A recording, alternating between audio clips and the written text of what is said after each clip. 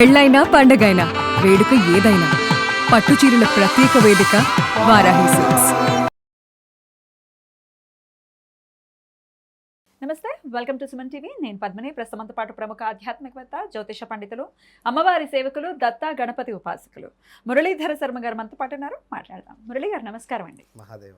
ఇంట్లో ప్రశాంతత లేదు అని చెప్పి కంప్లైంట్ చేసే వాళ్ళు చాలా మంది ఉంటారండి. అన్నీ ఉన్నా కూడా ఏదో ఒకటి కష్టం వస్తూనే ఉంటుంది. ఈధర్ మాకు అప్పులు ఎక్కువైపోయినాయని ప్రశాంతత లేదు, లేకపోతే మేము డబ్బులు ఇచ్చామండి ఎవరికో, వాళ్ళు మా డబ్బులు మాకు తిరిగి ఇవ్వట్లేదు అని ప్రశాంతత ఉండదు. ఇంట్లో పిల్లల మాటలు వినట్లేదు, లేకపోతే భర్త ఇట్లా చెడు వ్యసనాలు, ఇట్లా ఏదైనా రీజన్ అవ్వనివ్వండి, ఇంట్లో మాత్రం ప్రశాంతత లేదు అని అనేవాళ్ళు ఉంటారు. వీళ్ళకి ఏంటండి, ఏదైనా మంచి పరిహార మార్గం చెప్పండి, అది చేసుకుని వాళ్ళ అందరూ పీస్తో ఉంటే, ప్రశాంతంగా ఉంటే హ్యాపీ కదా, చెప్తారా ఏమైనా? తప్పకుండా అమ్మా. ఒక 5 క్రెడిట్ కార్డు లోన్లు పెట్టుకోవాలి, అదేవిధంగా ఒక 4 ఈఎంఐస్ పెట్టుకోవాలి. మనకి ఎంతైతే ఆదాయం ఉన్నదో 1,00,000 వచ్చింది అనుకోండి, ఈ 1,00,000కు 2 లక్షలు పెట్టుకొని నెల ₹1,00,000 అప్పు తెచ్చి కట్టాలి. అప్పుడు ప్రశాంతంగా ఉంటుంది.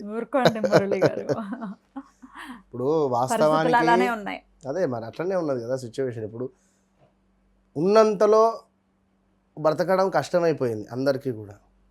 చూసుకుంటే ఇవాళ రేపు సోషల్ మీడియాను అడ్డు పెట్టుకొని కూడా మంచి మంచి సింగర్లు కానీ, లేదా లైక్ యాంకర్లో ఇంకెవరెవరో డబ్బులు సంపాదించాలి అనేటువంటిది ఒకటే మార్గం.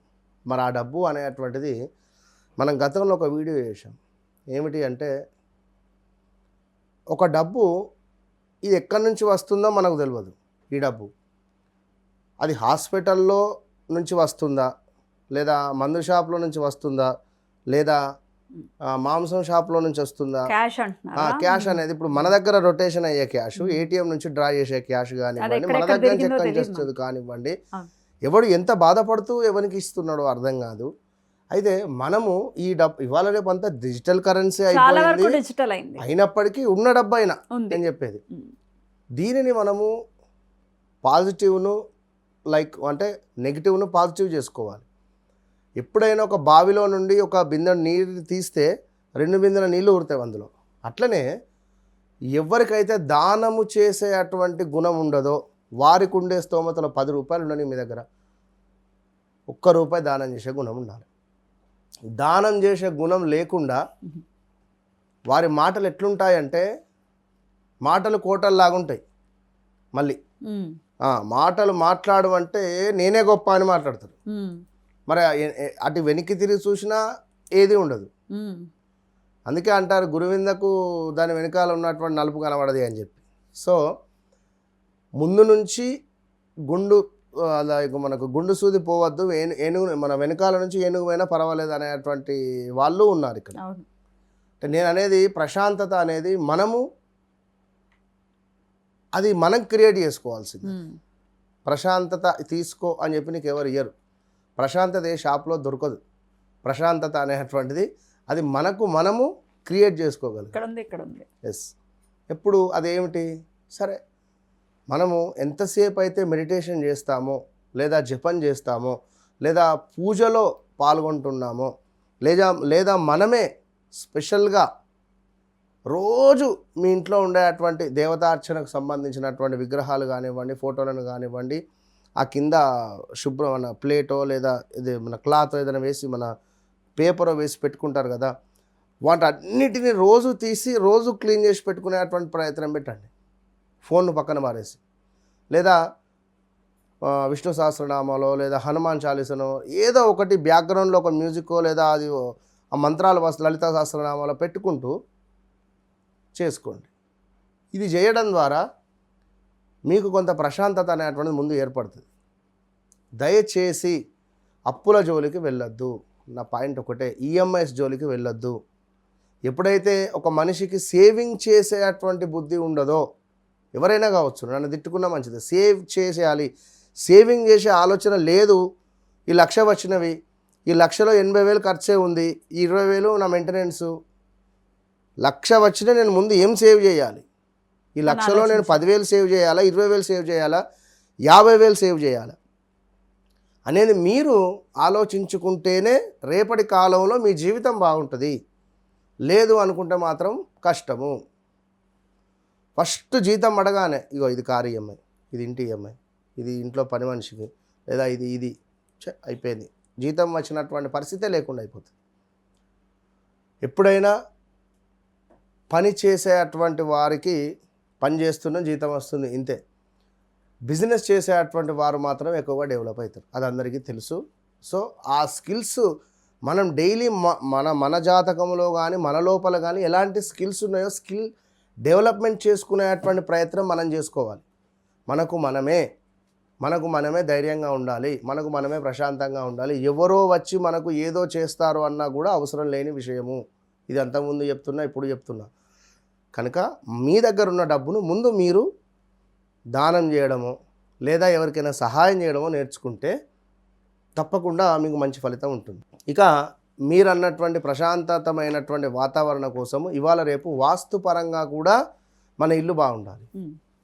మన ఇంట్లో ముఖ్యంగా ఈశాన్యం కానివ్వండి, నైరుతి కానివ్వండి, ఇవి వాస్తురీత్యా ఎలాంటి దోషాలున్నా పెద్దగా పట్టించుకోవద్దు. ఎందుకు పట్టించుకోవద్దు అంటే అవి సెటరేట్ అయిపోతాయి, బ్యాలెన్స్ చేసుకోగలుగుతాయి ఇంట్లో 100%.